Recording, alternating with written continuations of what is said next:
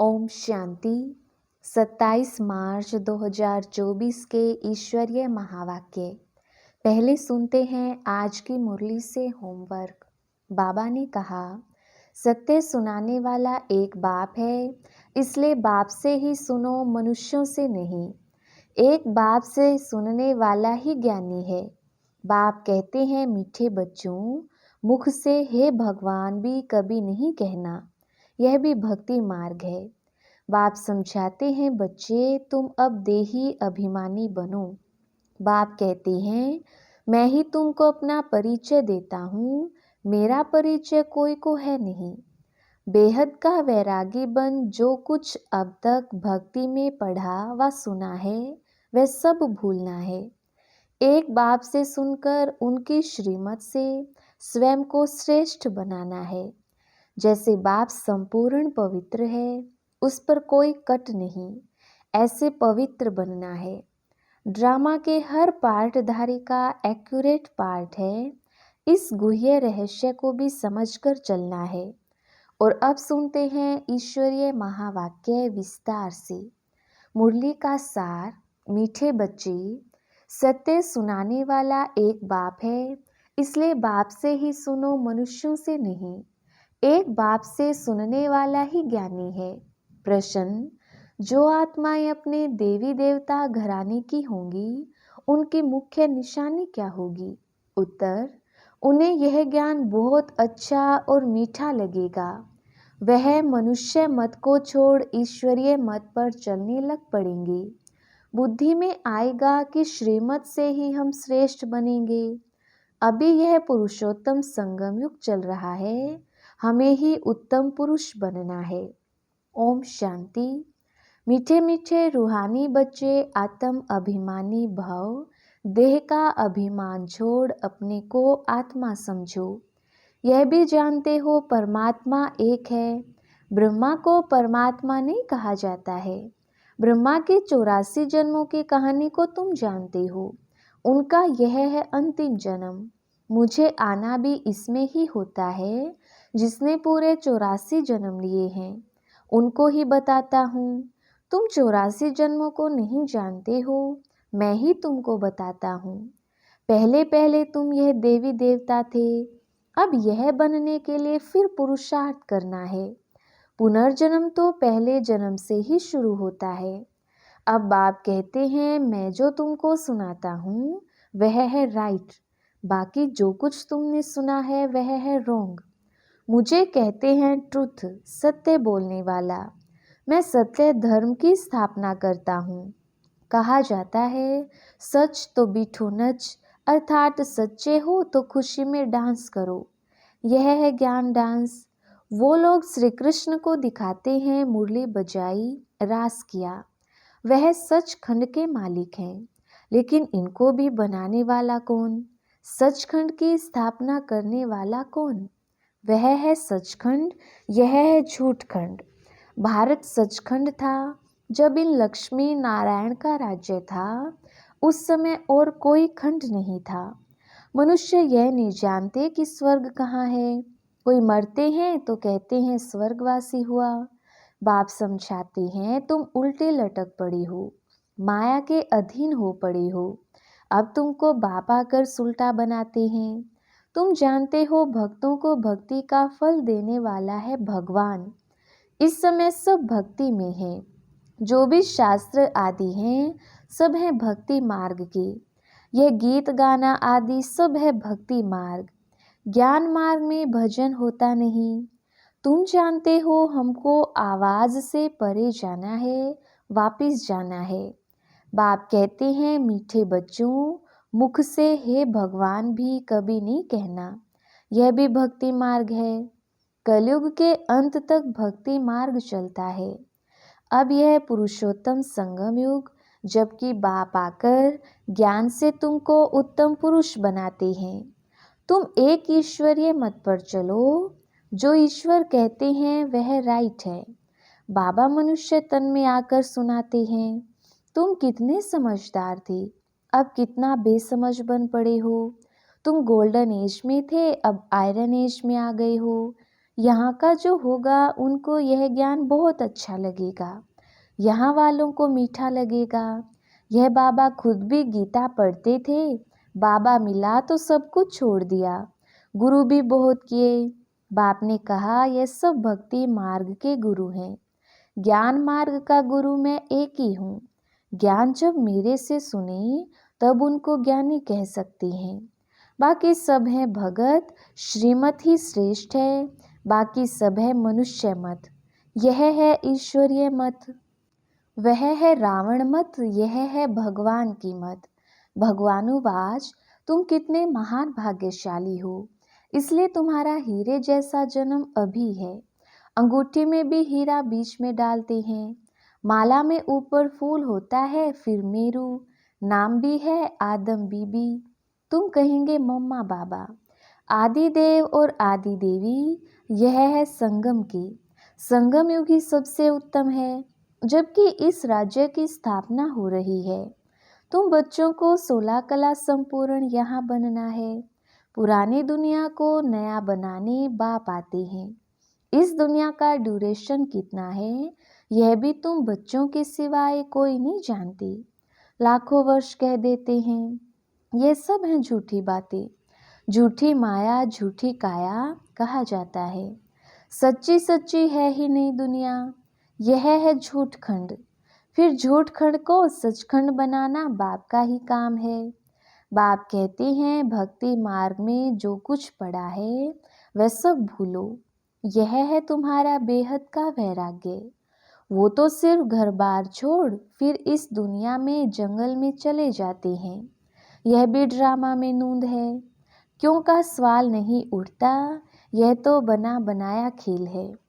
तुम बच्चों को बाप समझाते हैं ऐसे ऐसे होता है, और जो भी धर्म वाले हैं वह स्वर्ग में नहीं आ सकते। बौद्ध डिनाइस्टी, क्रिश्चियन डिनाइस्टी कोई भी स्वर्ग में नहीं आते हैं, वह पीछे आते हैं। पहले पहले है डीटी डिनाइस्टी, फिर इब्राहिम, बौद्ध, क्राइस्ट आकर अपना धर्म स्थापन करते हैं। बाबा पुरुषोत्तम संगम युग पर आकर के यह डीटी डिनाइस्टी स्थापन करते हैं। कोई भी आत्मा आती तो गर्भ में ही है, छोटा बच्चा सो बड़ा हुआ। शिव बाबा तो छोटा बड़ा नहीं होता, ना वह गर्भ से जन्म लेता है। बुद्ध की आत्मा ने प्रवेश किया, बुद्ध धर्म पहले तो होता नहीं, जरूर यहाँ के कोई मनुष्य में प्रवेश करेंगे, फिर गर्भ में तो जरूर जाएंगे। बौद्ध धर्म एक ने ही स्थापन किया, फिर उनके पीछे और आते गए, फिर वृद्धि होती गई। जब लाखों हो जाते हैं तो फिर राजा ही चलती है। बौद्धियों का भी राज्य था। बाप समझाते हैं यह सब पीछे आते हैं, उनको गुरु नहीं कहा जाता है। गुरु होता है एक, वह तो अपने धर्म की स्थापना कर फिर नीचे आ जाते हैं।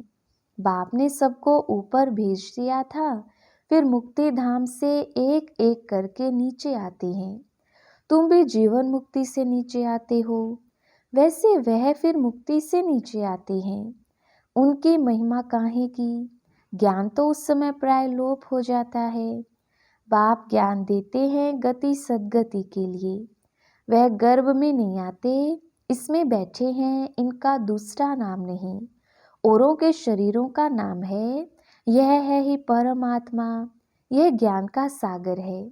यह ज्ञान पहले आदि सनातन देवी देवता धर्म वाली आत्माओं को मिलता है, क्योंकि उन्हें ही भक्ति का फल मिलना है। भक्ति तुम ही शुरू करते हो, तुमको ही फल देता हूँ, बाकी दूसरे सब हैं बाई प्लाट, वह 84 जन्म भी नहीं लेते हैं।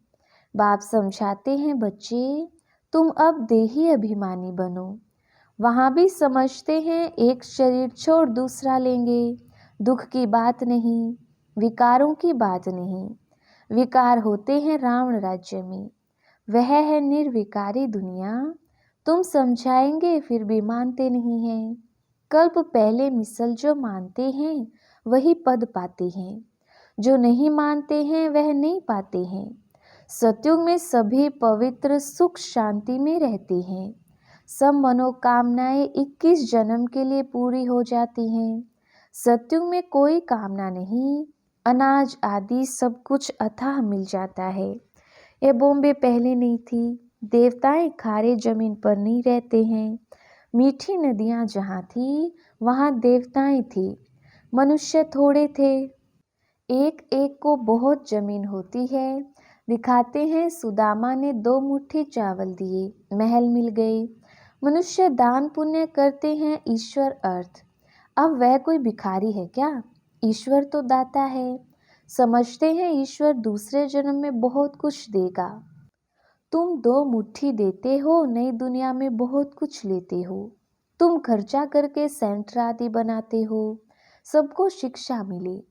अपना धन खर्च करते हो, फिर राजाई भी तुम ही लेते हो।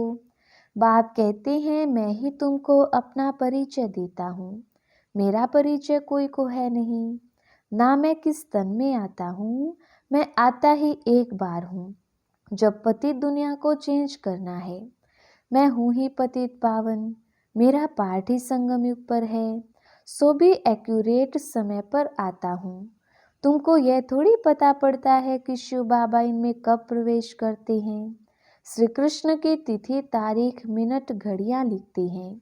इनका कोई मिनट आदि नहीं निकाल सकते। यह ब्रह्मा भी नहीं जानते थे। जब नॉलेज सुनाई तब मालूम पड़ा। कशिश होती है, इसमें तो कट चढ़ी हुई थी। जब परमपिता परमात्मा ने प्रवेश किया तो तुमको कशिश हुई और तुम भागे। कोई भी तुमने परवाह नहीं की।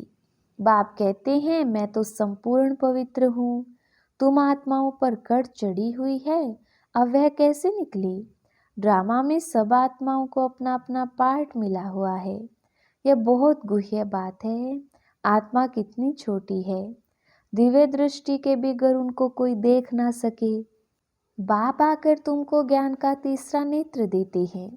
तुम जानते हो हम आत्माओं को ही बाप पढ़ाते हैं। भक्ति मार्ग में तो ज्ञान है आटे में नमक, जैसे भगवानुवाच अक्षर राइट है, फिर श्री कृष्ण कहने से रोंग हो जाता है। मन मना भव अक्षर ठीक है, परंतु अर्थ नहीं समझते। मामेकम अक्षर राइट है। यह है गीता का एपक युग। भगवान इस समय ही इस रथ में आते हैं। उन्होंने दिखाया है घोड़ा गाड़ी, उसमें श्री कृष्ण बैठा है। अब कहाँ भगवान का यह रथ, कहाँ घोड़ा गाड़ी, कुछ भी समझते नहीं। यह बेहद के बाप का घर है। बाप सब आत्माओं को 21 जन्मों के लिए हेल्थ, वेल्थ, हैप्पीनेस देते हैं। यह भी अनादि अविनाशी बना बनाया ड्रामा है। कब शुरू हुआ कह नहीं सकते। चक्र फिरता ही रहता है। इस संगम का तो किसको मालूम ही नहीं। बाप बतलाते हैं यह ड्रामा 5000 वर्ष का है। आधा में सूर्यवंशी चंद्रवंशी, आधा में अर्थात 2500 वर्ष में बाकी और सब धर्म। तुम जानते हो सतयुग में है ही वाइसलेस वर्ल्ड।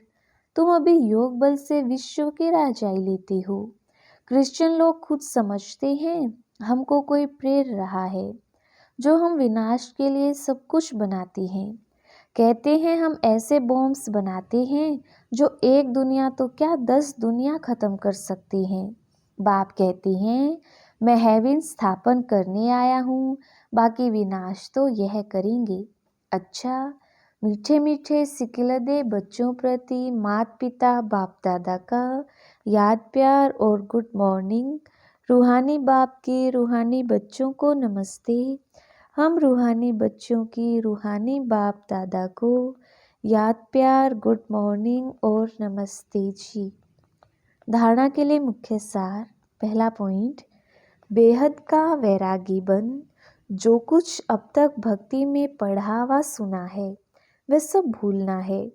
एक बाप से सुनकर उनकी श्रीमत से स्वयं को श्रेष्ठ बनाना है। दूसरा पॉइंट, जैसे बाप संपूर्ण पवित्र है, उस पर कोई कट नहीं, ऐसे पवित्र बनना है। ड्रामा के हर पार्टधारी का एक्यूरेट पार्ट है। इस गुह्य रहस्य को भी समझकर चलना है। वरदान, बाप और वरदाता इस डबल संबंध से डबल प्राप्ति करने वाली सदा शक्तिशाली आत्मा भव। विस्तार, सर्व शक्तियाँ बाप का वर्षा और वरदाता का वरदान है। बाप और वरदाता इस डबल संबंध से हर एक बच्चे को यह श्रेष्ठ प्राप्ति जन्म से ही होती है। जन्म से ही बाप बालक सो सर्व शक्तियों का मालिक बना देता है। साथ साथ वरदाता के नाते से जन्म होते ही मास्टर सर्वशक्तिवान बनाए सर्व शक्ति भव का वरदान दे देता है। तो एक द्वारा यह डबल अधिकार मिलने से सदा शक्तिशाली बन जाते हो। स्लोगन: देह और देह के साथ पुराने स्वभाव, संस्कार व कमजोरियों से न्यारा होना ही विदेही बनना है।